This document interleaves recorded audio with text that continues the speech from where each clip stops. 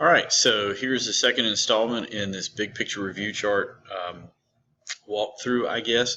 Yesterday we spent a lot of time looking at the first two rows here, the Gilded Age and imperialism and progressivism. Hopefully you've got some pieces and parts, some specific stuff to work with that you can plug into those chart rows. It may be helpful for you to use that multiple page packet that we gave you that had a lot of different terms on it, and plug those in and think about what columns those things would belong in. So I know like one of the first things that you have is the different amendments that roll out post-Civil War and Reconstruction, like 13, 14, 15. And you might want to put them up here, for example, in the shift in focus from issues of civil rights. You may want to put it up here in this Gilded Age thing to say, hey, this is when this stuff happened. So it might be worth your time to sort of sort and drop this stuff into different places as you go through filling out this chart. So make myself smaller and hide over here in the corner a little bit. And let's talk about the 1920s. Again, the same idea. I'm going to give you kind of an overview. I'll put some specific things in here that I think are relevant, and you probably want to sit with your chart and dovetail stuff back in. You may want to watch these more than once. There may be something here that you miss. Maybe you're sitting there copying like a mad person, waiting for your carpal tunnel syndrome to set in. You may be just watching and taking it all in. But I think watching more than once would be in your best interest. I'm trying to keep them kind of short so that you aren't overwhelmed. All right, so the 1920s to 1928. This is the boom part, and at least domestically, what you're going to find is a return to normalcy. This was Harding's campaign slogan, where he wanted to go back to Gilded Age politics. Very little federal regulation, gold standard, high tariff. The business of America is business, Calvin Coolidge is famous for saying, and that's really what you have. So whatever business wants is fine. All of this stuff that rolled out in the progressive era over here for Sherman Act, Clayton Act, creation of Federal Reserve, all those odds and ends to regulate and rein in business and bust trusts. Those laws are still on the books, but the guys that are appointed to run it here don't really bother to enforce the law. So socially, what you're going to see here is a struggle between rural and urban settings and between fundamentalism and modernity, rural and urban city values, urban versus rural out values, country ones. So if you're living in a rural area, life is unchanged for you since really the 1880s. Nothing really is new and different unless somebody comes to you from the cities. In urban areas, obviously, things are a lot different. Changing standards for women, or at least behavior, new freedoms, the automobile, the radio, all that stuff rolls out during this time period. You have electrical appliances in your house. And the fundamentalism versus modernity, we can sum all of that up with the Scopes monkey trial or the Scopes trial. This belief in Darwinism on one side, the fundamentalists, and belief in creationism, with the fundamentalists, and then Darwinism here wrapped up in modernity. And we said that Darwin and Freud and people like Einstein really sort of shook things up in that they had kind of an explanation for lots of things, and that left some people wondering, where's room for God in all of this? So there is a Red Scare. Remember, you learned to hate Germans a lot during World War I. That should be over here if you didn't catch on to that. So World War I's 1914 to 1918. 1917 to 1980, 18 for the United States. Remember, we don't join the League of Nations, which we kind of mentioned down here. At any rate, after hating Germans with propaganda, you now learn to hate communists. So you have the Red Scare, Palmer raids, and you also see this idea of temperance. It has moved forward with prohibition down here. And we had the Volstead Act, speakeasy and saloons and all that stuff that's wrapped up in this time period. Harlem Renaissance is a big thing. I don't have anything here, but people like Alan Locke and Zora Neale Hurston and jazz and blues and the explosions of those things and the Cotton Club in Harlem and all that stuff that we talked about, that all happens in here as well. Civil rights, still same old, same old. There's not really a whole lot that's happening here that's positive. Wilson had campaigned back here at the end of this progressive period on doing some sort of anti-lynching legislation. He never does it. As a matter of fact, he's probably the most racist president out of the 3 or 4 that you see in this time period. Gains in civil rights are kind of few and far between here. Economic policy, laissez-faire again, hands off. The government does, the economy does what the economy does. Innovation's a big thing. Electricity, creation of a number of home appliances and devices, creature comforts, leads to more leisure time, which would kind of dovetail over here, which explains why tennis and golf and sports, spectator sports and watching sports at night and those kinds of things all can happen. Standardization is a big deal. The assembly line, the Model T, of course, is a good example of that. Consumerism, keeping up with the Joneses. I'm going to buy everything on time, buy it all on credit until I can't make my payments, and that's going to trigger the Great Depression. So there is overproduction that's going to happen here. Businesses meet demand and produce more goods, and you go from just spending your paycheck and your savings to essentially spending future earnings through buying on credit. And in the cities, that looks great. So you have what looks like a period of prosperity, but you got really big problems in agriculture. Farm prices collapsed after World War I, and so there's a crisis in credit. People are losing their farms in rural areas. Banks are starting to collapse there, and eventually that will spill over into the cities, and you'll finally end up with the stock market crash in '29 that is seen as sort of the official beginning. The big cause, of course, of the Great Depression is overproduction. The stock market crash merely lets you know that, hey, everybody, we're in the Great Depression. Foreign policy, you've got this sort of thing. All right, so the traditional way of explaining this time period is isolationism, but I would argue it's sort of independent internationalism. You kind of intervene in places and care about things in some places, and you don't really care about things in other places. So the Kellogg-Briand Pact, where you outlaw war, and you had the 5-Power Treaty and the 9-Power Treaty and the London Conference and the Washington Naval Conference. You do stuff. It's not like you just hide out in America, but you never joined the League of Nations.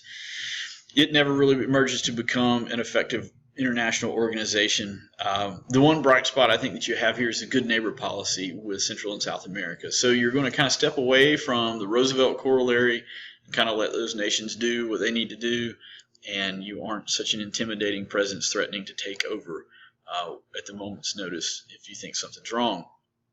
Moving on to your next row, I'll slide down here and scroll this up. All right, so what you're going to see here in this next period is moving into the Great Depression and the beginning of World War II, and both of those things happen at the same time. Remember that Europe comes out of the Great Depression while you're sort of dropping in, so it kind of leaves you with a confusing picture. So Hitler's rise to power, Mussolini's rise to power, the government in Japan that comes in that's fascist, their rise to power is essentially driven by, I think, sort of this recovery from the Great Depression. All right, so in 1928 to 1941, we have isolationism, independent nationalism. If you're looking for foreign policy, you're also going to see the Great Depression. This is essentially a bust period. So if you're talking about booms and busts, remember FDR's policies to get you out of the Great Depression don't really get you out of the Great Depression, but they do certainly make people feel better. So the one person you really need to know out of this time period, I think, is FDR. It's Hoover and FDR. Republicans are generally cast as the guys who caused the Great Depression, and that really makes it difficult for them to win presidential elections or to gain very much traction in politics. FDR's programs with the New Deal, essentially they're socialism. There are lots of folks who are questioning whether or not FDR's done all that he can do. Can he do more? So we talked about Huey Long, and we talked about Coughlin and Townsend. There are guys out there who feel like he can do too more, or that he's done more than done. Sorry, that he could do more than he has done. There are also conservatives out there, National Association of Manufacturers, the Liberty League, I believe the textbook gives you, that are conservative and say basically this is socialist and this is overreach on the part of the government's power. And he's done too much. So it is worth your time to spend some time with those programs, the WPA, look for the Blue Eagle with the NIRA, Agricultural Adjustment Act, court packing, those kinds of things. I think you need to go back and take a look at those again. Look at that term sheet and see what's on there. Socially, people struggle a lot with self-worth. You've always been a provider for your family. Now you can't. You've always been able, you're told that all you have to do, Horatio Alger tells you way back up here in the Gilded Age, right, that if I work hard, good things are going to happen. With a little luck and a little pluck, everybody's going to love me.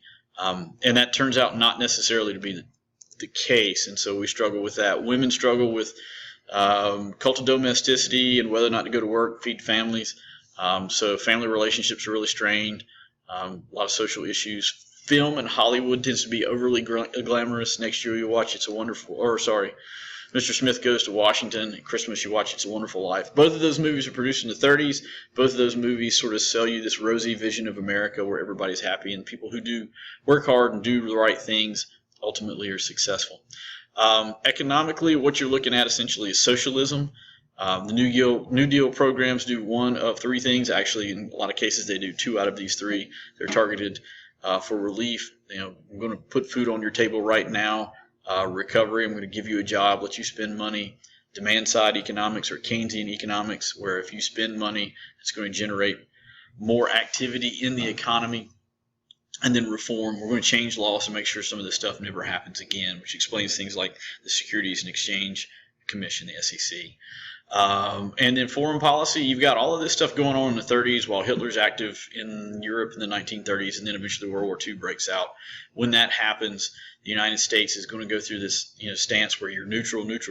Okay, well then I'm going to start to help out England and Russia and France to a little bit, and then finally it's cash and carry, and then lend-lease aid.